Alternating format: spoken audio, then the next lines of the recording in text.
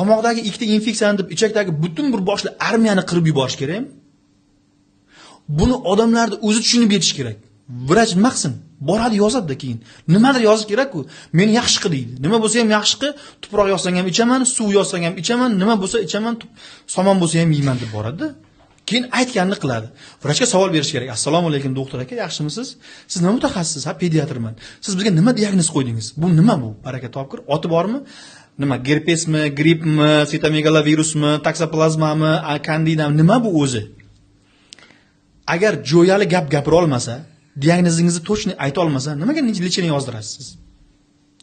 Bilasizmi, bir tanishim aytgan, chet davlatga borganida shamollab qolgan kasal bo'lib.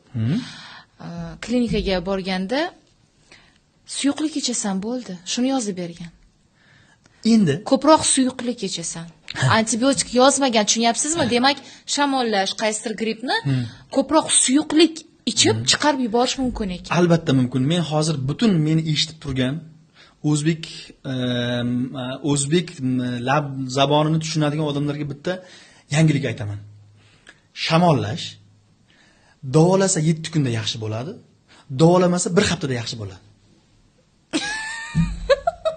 O'zi 1 hafta 7 kundan iborat-ku. Bo'ldi. Shamollash davolasa 7 kunda yaxshi bo'ladi, davolamasa 1 haftada yaxshi bo'ladi. Shamollash davolanmaydi. Shamollashga uyda o'zingiz bilganingizni qiling. Paracetamol ichib turing temperaturaga.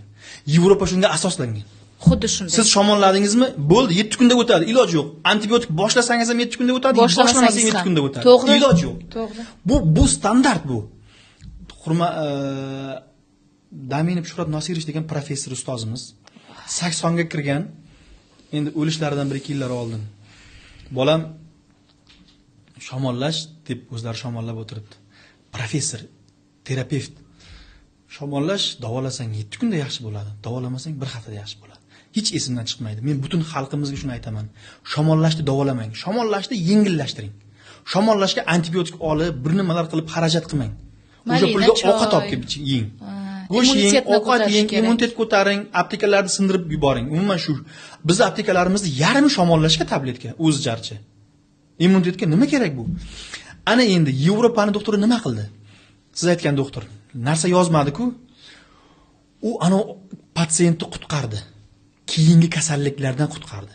Shamollash yo'q bo'ldi, baribir bo'ladi, 7 kun proses o'tadi. Keyingi hayotidagi umriga foyda beqildi u. Keyin ham bor-ku yashash, to'g'rimi? Hozir shamolladi. Biz 7 kunga sabrimiz yo'q, 3 kunda yaxshi bo'lishimiz kerak. 3 kunda yaxshi bo'ldi. Endi hayot davom etadimi? 6 oydan keyin nima bo'ladi?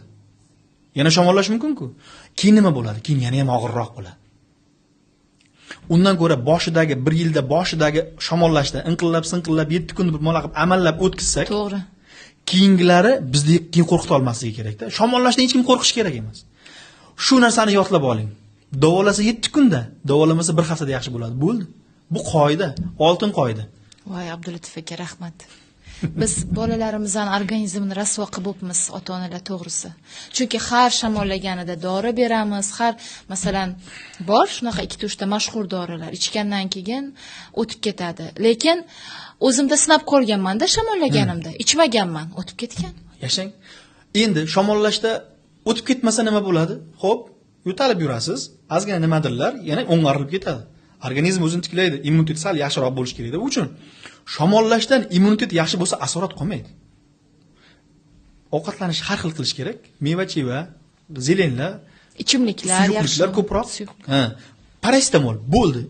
Temperaturani tushirib turish kerak. 40 ga chiqib kerak emas. O'sha antibiotik terapiyalar boshida noto'g'ri boshlanganligidan keyingi shamollashlar o'sha temperaturani 40 ga chiqib ketishlariga sabab bo'ladi. Bosh kirib qolganda, qisqasi